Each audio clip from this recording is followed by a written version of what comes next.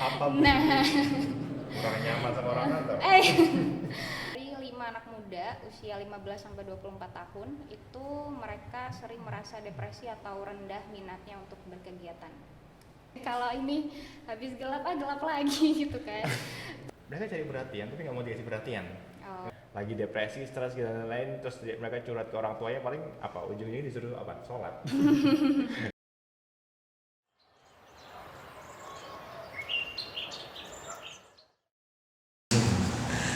Kembali lagi di White Space teman-teman, bersama saya Alfian Darwin, dan kali ini saya ditemani teman saya Bu Cindy.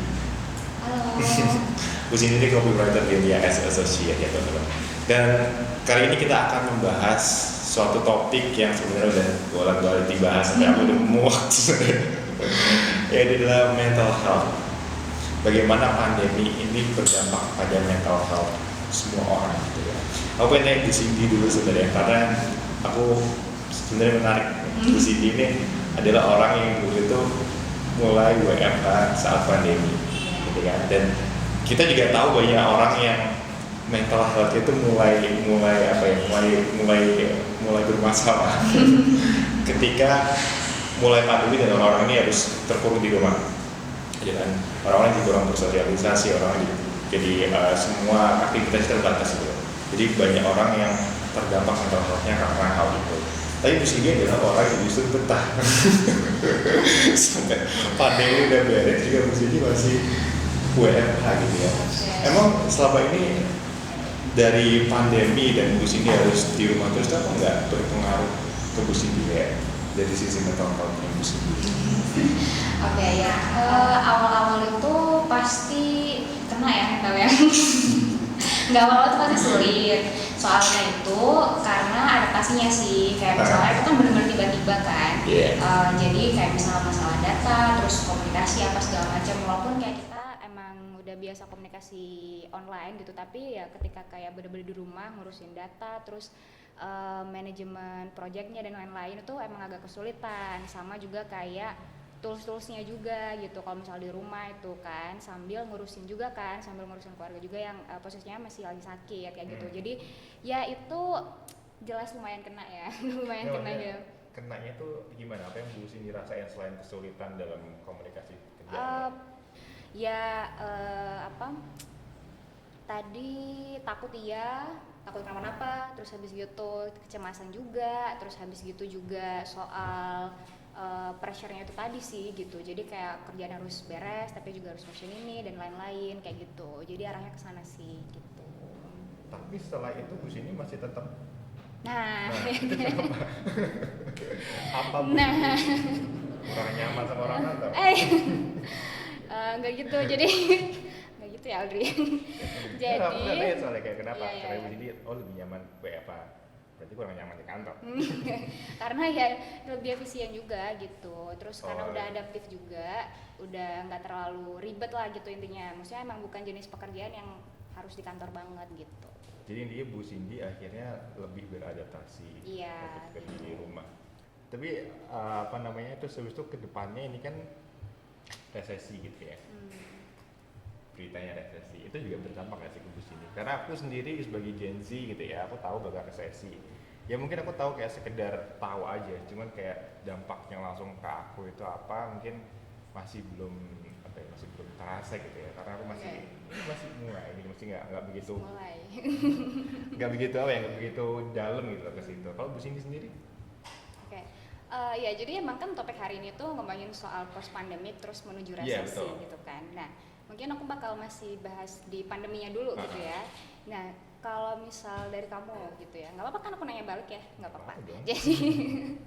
Jadi kalau misal kamu coba honestly rate yourself gitu, kondisi kesehatan mental kamu sekarang itu di angka berapa dari 1 sampai 10? Tadi kan kita kan lagi di situasi yang udah pandemi nih, terus kamu juga sebenarnya nggak ngerti-ngerti banget resesi tapi udah terpapar kan sama isu-isunya gitu.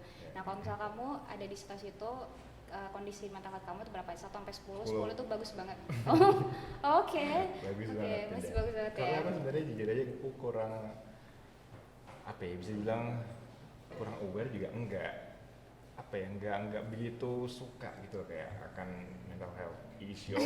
Apa ya, nggak suka berlarut-larut gitu loh. Jadi ketika aku ada masalah, ada pandemi atau ada resesi, yang aku lakukan adalah bukan berlarut-larut kayak menangisi, stres, depresi, anxiety, cuma segala macam. Aku berusaha untuk kayak cari cara lain sih, apa namanya ya, lihat dari sisi lain apa yang bisa tak lakuin dalam waktu dekat gitu. Jadi bukan dengan berlarut-larut berduka segala macam itu. Tapi mungkin tiap orang beda-beda. Kalau Bu Sini sendiri mental health-nya Bu Sini dari 1 sampai 10? Kamu tadi bilang 10 ya? Iya. Kalau aku 4 ya, mengkhawatirkan. Wow. Cukup mengkhawatirkan. Ya jadi kalau misalnya aku mikirnya di 4 karena ya itu tadi sih efek pandemi itu kemarin ya kan. Itu kan aku bisa bilang kayak masih belum move on lah ya dari yang masih kemarin gitu. Iya. Nah terus yang terkait sama kondisi mental sama pandemi kemarin ini juga ada nih ternyata waktu aku baca-baca itu dari tenaga ahli atau profesional gitu ya, mereka tuh sampai ngelompokin gitu kan, mereka kan yang nanganin langsung, mereka ngelompokin gitu orang-orang yang terkena dampak, bukan dampak sih, efek ke mental health mereka ya. Karena kalau untuk kayak apakah mereka kena atau enggak itu jawabannya udah pasti iya, ya kan? Yes, cuman kena ke banyak orang. Oke, nggak apa-apa kalau kenanya ke banyak orang gitu ya. Aku berarti bilangnya banyak orang gitu, kena langsung gitu kan. Terus mereka tuh ngelompokin gitu. Jadi ada kelompok orang yang kayak yang pertama nih, mereka sebenarnya nggak punya kondisi. Oh iya, aku sempat baca nih. Iya kan, ya mereka tuh nggak punya kondisi kesehatan mental sebenarnya sebelumnya gitu. Tapi ya gara-gara pandemi, ya mungkin karena hilang pekerjaan atau misalnya kayak keluarganya sakit, berduka dan lain-lain gitu kan. Terus habis gitu yang kelompok kedua itu mereka memang punya pre-existing condition gitu ya, kondisi kesehatan mentalnya emang udah ada gitu. Jadi ya waktu pandemi kemarin tuh jadi makin kena gitu. Iya, makin kacau gitu, makin berat gitu ya. Terus kelompok yang ketiga itu mereka lebih ke yang golongan punya masalah fisik sebenarnya, masalah kesehatan fisik gitu. Cuman kemarin pandemi itu kan sulit banget tuh ya dapat akses layanan kesehatan gitu. Maksudnya bukan sulit juga tapi lebih ke terbatas gitu karena semuanya dipakai mulai dari rumah sakit apa segala macem gitu. Aku juga ngalamin, bapakku tuh sebenarnya udah harus masuk ruangan, cuman nggak bisa karena penuh, akhirnya disaranin untuk rawat jalan juga gitu. Nah rawat jalan kan harus pakai obat-obat tuh ya, obat-obat itu susah banget ditemuinnya, kayak muter-muter di berbagai apotek itu susah banget gitu karena ya pada habis, pada nggak tersedia. Nah itu ya itu yang akhirnya juga makin memperburuk kesehatan mental juga kan, karena jadi takut cuma apa segala macam kayak gitu-gitu. Nah ini juga ada kaitannya sama, aku baca-baca surveinya ya, ini tahun 2021. 1 dari 5 anak muda usia 15-24 tahun itu mereka sering merasa depresi atau rendah minatnya untuk berkegiatan gara-gara yang kemarin, karena mungkin adaptasinya sulit ya, maksudnya tiba-tiba banget, karena juga kayak sekolah itu kan tiba-tiba harus di rumah, terus ya mungkin stressful ya kalau misal kayak di kelas kamu bisa yang komunikasinya ya lebih gampang gitu, kalau misal online lebih sulit, terus tugas-tugasnya dan apa segala macam gitu. Terus ada juga bilangnya tuh 1 tahun pasca pandemi 2 dari 5 orang memikirkan untuk bunuh diri 1 tahun tuh pasca pandemi. Terus awal 2022 baru banget itu datanya 1 dari 2 orang itu memikirkan untuk bunuh diri juga. Jadi emang sebesar itu dampaknya gitu kan. Jadi kayak kalau misal untuk satu situasi aja, misal kamu kena COVID aja itu mungkin udah nambah kecemasan kan, karena beritanya itu kan orang kalau kena COVID tuh pasti meninggal kayak gitu-gitu ya kan. Terus jadi belum lagi kalau misal itu multiple isu gitu, jadi kayak bukan cuma kamu sakit tapi kamu juga misalnya hilang pekerjaan atau misal kayak kondisi keluarga juga lagi sulit dan lain-lain. Terus di rumah anak harus sekolah yang kayak itu, aduh pusing banget kayak gitu-gitu. Jadi orang masih beda-beda. Nah terus baru deh itu kan belum move on tuh dari baru pasca pandemi berapa gitu kan, terus muncullah isu resesi gitu kan. Jadi kalau misal apa tuh, kalau Kartini tuh ada habis gelap terbitlah terang, kalau ini habis gelap gelap lagi gitu kan. Terus kayak ya pokoknya habis pandemi terus terbitlah isu resesi gitu. Terus kemarin itu ini jadi rame karena ya dibahas sama presiden, dibahas sama menteri keuangan, jadinya orang-orang lebih aware. Terus narasinya kan juga kayak gitu, gelap, terus habis gitu kita harus siap-siap sama resesi tahun 2023 gitu kan. Nah terus ngomongin soal resesi kan kita bilang kalau kamu udah terpapar ya, maksudnya udah tau lah Udah kalau ada misalnya dampaknya lah, kayak lihat dari berita aja udah banyak. Cuman mau gimana pun juga, ya tetap aku berusaha buat fokus sama apa yang bisa lakuin dulu gitu. Iya ya, jadi kayak kurang lebih sih sederhananya gambarannya kayak gitu. Jadi kondisi ketika aktivitas ekonomi itu turun secara signifikan. Kayak pandemi awal pandemi kemarin kan juga kayak gitu kan. Terus habis gitu ini diperkirakan juga ya emang ada nih satu waktu di tahun 2003 itu 2023 ini bakalan ada resesi itu lagi gitu. Nah, salah satu yang kayak kamu sebutin tadi kan itu negatif semua ya. Kayak lumayan gitu. Tapi ada positifnya. Kita udah bahas sebelumnya di voice sebelumnya kalau resesi itu ada baiknya buat industri kreatif. Jadi masih ada terang selagi lampu sini tidak selalu habis gelap terbitlah terang. Nah, iya. Kalau kita selalu melihat dari sisi baiknya, kalau kita melihat dari sisi lain pasti ada terangnya di sini. Bagus. Ya, kalau di orang terdekat Bu Cindy ada nggak kayak orang yang terdampak banget gitu? Dan aku pengen tahu aja kayak sekedar gambarannya, karena aku sendiri ya banyak teman-temanku yang terdampak ya, tapi aku nggak terdampak oleh apa? Pandemi dan kayak mental health-nya mereka yang kena makin lama makin parah. Mereka post itu di sosial media. Sebenarnya ini sensitif ya, cuman kayak menurutku itu hal yang nggak perlu buat diupload di sosial media. Menurutku ya, karena mungkin akan jauh lebih baik kalau kita pergi ke orang terdekat aja, kayak nggak perlu ke sosial media, karena kayak ngapain gitu. Kalau menurut Bu Cindy sendiri gimana kayak gitu? Ini upload apa sih yang kayak upload gimana ya aku bilangnya, upload kayak diri sendiri, terus habis itu kayak upload foto lagi nangis, habis itu pokoknya kayak cerita di sosial media kalau mereka itu lagi ngalamin ini gitu. Oke. Kalau misal aku ada sih beberapa temen yang emang punya masalah kondisi mental, nggak spesifik karena pandemi sih, maksudnya emang dari sebelumnya itu mereka emang udah punya kondisi itu gitu. Jadi ya mungkin pandemi kemarin tuh juga akhirnya jadi makin memperparah dan bikin mereka lebih sadar gitu ya untuk kayak segera berobat gitu. Tapi sebenarnya apa yang bisa kita lakukan buat kayak orang-orang terdekat kita yang terdampak buruk mentalnya karena pandemi dan resesi, kayak apa yang bisa kita lakukan gitu? Karena beberapa orang yang kayak ya upload kayak mereka lagi down gitu, aku berusaha kayak reach out buat kayak kenapa gitu, kayak aku berusaha buat bantuin nih, tapi kayak mereka selalu kayak menolak bantuan itu dan lebih memilih untuk berlarut-larut dalam emosi yang mereka. Jadi mereka menolak untuk, ketika aku kayak kenapa, mereka kayak enggak, aku mau ngerti ini masalahku lebih berat dari yang kamu kira gitu. Jadi mereka menolak bantuan dan mereka lebih memilih untuk berlarut-larut dalam emosi mereka, dan menurutku itu kayak ya jadi lebih nggak sehat lagi gitu. Tapi menurut saya apa yang harusnya aku lakukan gitu? Apakah udah biarin mereka sendiri atau gimana? Kalau misal dari pengalaman aku ya, karena ya situasinya ada teman aku juga yang emang kena punya kondisi kesehatan mental gitu. Kalau misal dari aku, yang kamu lakukan itu udah bener kok, kayak ya reach out aja gitu ketika misal mereka posting apa segala macam. Kalau urusan kayak misal apain sih mereka posting, ya itu urusan mereka ya. Iya, mereka posting tapi nggak mau mereka cari perhatian tapi nggak mau dikasih perhatian. Aku kesel gitu. Ya, soalnya kayak cara ininya kan beda-beda ya tiap orang. Jadi mungkin nggak bahas yang mereka yang posting atau semacamnya gitu. Tapi kalau misal dari sisi kitanya yang kita bisa lakuin itu apa, yang kamu lakukan bener sih. Biasanya emang reach out. Nah kadang emang ada orang-orang yang mereka tuh nggak tahu kondisi mereka sendiri, jadi sulit untuk kayak ngebuka itu ke orang lain juga gitu. Kadang mereka bahkan nggak ngerti kayak apa yang mereka alamin, apa yang mereka rasain kayak gitu. Mereka cuman kayak pokoknya kepalanya butek aja misalnya kayak gitu. Jadi untuk terbuka sama orang itu mungkin jadi lebih sulit karena mereka tahu kondisi mereka sendiri aja itu juga sulit gitu. Itu satu. Terus habis gitu juga makanya mungkin agak kesulitan untuk kalau misal ditanya kamu kenapa, ya jawabnya lebih simpel nggak apa-apa gitu daripada misalnya yang lainnya gitu. Nggak apa-apa.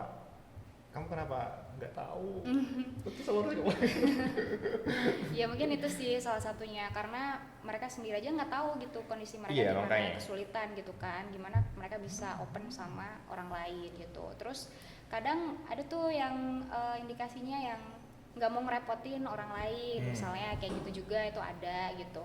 Cuman yang bisa dilakuin itu kalau misal dari pengalaman aku ya reach out, terus karena ini yang kena itu teman aku ya, misalnya teman dekat juga, ya constantly remind mereka kalau mereka nggak sendirian.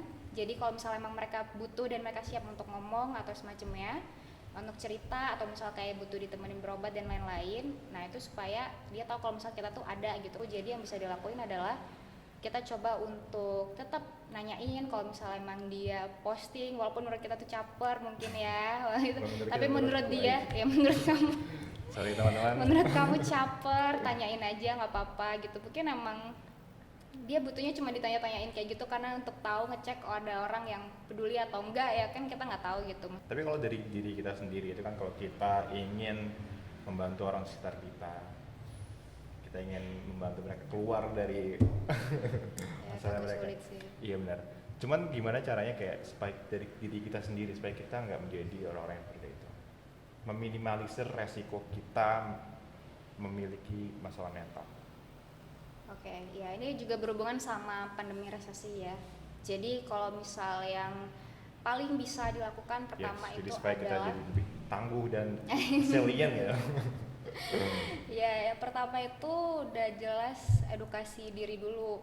Jadi misalnya kalau resesi ya oke, resesi itu kondisi yang gini gitu. Terus habis gitu kita mesti ngapain, itu tadi kan kamu bilangnya kita mesti fokus sama apa yang bisa kita lakuin segera nih, misalnya kayak jadi kita harus nabung nih, terus harus nyelesain cicilan, harus mengamankan pekerjaan dan lain-lain gitu misalnya. Atau ternyata kalau buat yang punya duit boleh aja spending nih, karena dari situ kita jadi bisa muter ekonominya gitu kan. Jadi kayak nggak boleh nabung semua, kalau nabung semua nanti ekonominya nggak muter. Jadi kalau misalnya punya duit nggak apa-apa nih kita putar lagi gitu kan, kita spending aja gitu. Jadi ya itu sih, itu yang pertama, itu harus edukasi diri dulu. Terus yang kedua melihat akar masalah itu di mana gitu ya. Betul. Terus yang kedua itu ya investasi untuk kesehatan mental sejak awal. Investasi kesehatan maksudnya gimana? Ya maksudnya kayak kamu mesti coba aware sama gimana kondisi kesehatan mental kamu. Yang kayak aku tadi kan nanya nih, kamu jujur aja kalau kondisi mental kamu di angka berapa gitu ya. Baguslah kamu 10 ya gitu ya. Bagus gitu. Nanti kayak misalnya dari situ awareness gitu-gitu kan. Kalau misalnya lebih aware lagi sama diri kita, kan kita jadi tahu kondisinya kayak gini. Terus ya itu tadi dicari tahu karena misalnya kenapa ya aku bisa punya kecemasan atau ketakutan kayak gini. Karena ini gitu. Nah, dari situ kayak investasi aja sih dari sekarang. Terus kalau misalnya ada kesempatan untuk bisa ke psikolog atau semacamnya gitu kan, untuk ngecek kesehatan mental, jadi nggak cuma cek kesehatan fisik aja, nah itu coba dilakuin juga kayak gitu. Jadi bisa dari sekarang gitu loh, jangan nunggu kayak aduh udah berat banget terus baru berobat gitu, kayak gitu. Aku yang pertanyaan ini sebenarnya kayak pertanyaannya kalau dari kepercayaan sendiri gitu Bu, maksudnya kayak kepercayaan dalam agama dan lain-lain, itu membantu nggak sih buat orang-orang yang memiliki mental yang fragile? Mungkin dia nggak nyaman ngobrol sama orang lain, mungkin dia lebih nyaman buat curhat dan ngobrol dengan yang di atas gitu. Oke. Nah itu kondisi tiap orang tuh beda-beda ya. Kondisi kesehatan mentalnya beda-beda gitu. Jadi penanganannya itu pasti juga sangat khusus, beda-beda tergantung sama situasinya gitu. Nah dari apa yang aku tahu itu karena biasanya kan apalagi orang-orang tua itu kan, ketika orang-orang tua yang nggak aware sama mental health, ketika anaknya kayak lagi depresi, stres dan lain-lain, terus mereka curhat ke orang tuanya, paling apa ujungnya disuruh apa? Sholat. Cuma orang sholat. Oke. Iya itu tadi sih. Jadi kalau misalnya dari apa yang aku tahu, ini udah banyak banget sih dokter-dokter ya yang mereka bilang kalau kamu itu maksudnya untuk kayak berdoa dan semacamnya itu nggak selalu cukup gitu. Nggak selalu cukup. Iya, karena ini kalau misalnya dari tenaga profesional yang aku tahu ya, mereka tuh selalu bilang kayak gitu. Karena misalnya nih, ya yang bermasalah tuh misalnya kayak emang chemical gitu ya, di otak kamu kayak gitu-gitu kan. Jadi emang itu butuh obat, kamu butuh konsultasi dan sebagainya kayak gitu-gitu. Jadi mungkin kalau misalnya tergantung kepercayaan masing-masing juga gitu. Kalau misalnya emang berdoa itu membantu, ya boleh aja gitu. Cuman kalau misalnya kayak berdoa itu nggak cukup buat kamu, ya nggak apa-apa ke dokter aja gitu. Jadi nggak perlu yang harus pokoknya ya udah pokoknya berdoa aja gitu. Ya nggak harus kayak gitu. Karena emang dari yang aku tahu banyak banget kok udah dokter-dokter yang bilang kalau nggak selalu jawabannya itu nggak selalu cukup jawabannya di situ ya, karena tadi kondisi tiap orang itu bisa beda-beda. Terus habis gitu juga kayak ya pasti penanganannya juga bisa beda-beda gitu. Iya, itu mungkin bisa membantu menjelaskan kepada orang tua yang mungkin masih belum aware soal mental health gitu ya. Betul. Gitu. Apalagi nih Bu Cindy yang di-share soal mental health? Ya itu sih kalau misal dari kondisi dan situasi sekarang gitu ya wajar banget, sangat wajar kalau misal teman-teman itu masih mengalami kondisi kecemasan apa segala macam, karena kita baru aja keluar dari pandemi kemarin gitu ya. Kalau misal kalian kondisinya lebih baik ya itu lebih bagus lagi gitu kan. Nah terus juga untuk menghadapi yang resesi 2023 itu gitu kan, yang mungkin emang kalian lebih terpapar sama narasi-narasi negatif itu, akhirnya muncul kecemasan-kecemasan lagi gitu ya, yang itu mempengaruhi keselamatan kalian. Nah coba balik lagi kayak yang aku sebutin, seenggaknya coba lakuin untuk edukasi diri dulu, cari tahu dulu kayak resesi itu apa sih. Kalian kalau misal cari tahu sendiri mungkin lebih puas gitu ya, supaya lebih punya gambaran dan persiapan kalau oh ternyata ya kayak Aldrin bilang tadi nggak semenakutkan itu gitu kan. Terus habis gitu yang kedua itu segera berinvestasi ke kesehatan mental, jadi lebih self aware. Terus kalau misal punya akses untuk ke psikolog atau tenaga profesional tuh coba dilakuin aja untuk ngecek kesehatannya, jadi nggak cuma cek kesehatan fisik aja gitu. Ya sebenarnya aku setuju banget sama poin yang pertama lagi, aku suka banget. Itu selalu tak lakuin kita mengedukasi diri sendiri, cari tahu dulu akar permasalahannya di mana. Apa yang bikin kita cemas itu kita cari tahu dulu, terus kita berusaha coba pelajari itu dan coba lihat dari sisi lain apa yang bisa kita lakukan dalam waktu dekat gitu ya, yang paling dekat, yang paling gampang itu bisa kita lakukan untuk meminimalisir kecemasan itu teman-teman begitu. Terima kasih banyak Bu Cindy atas insight-nya. Terima kasih juga Alfian. Terima kasih Thinkers sudah join White Space kali ini. Sampai jumpa di White Space minggu depan. Bye bye Thinkers. Dadah.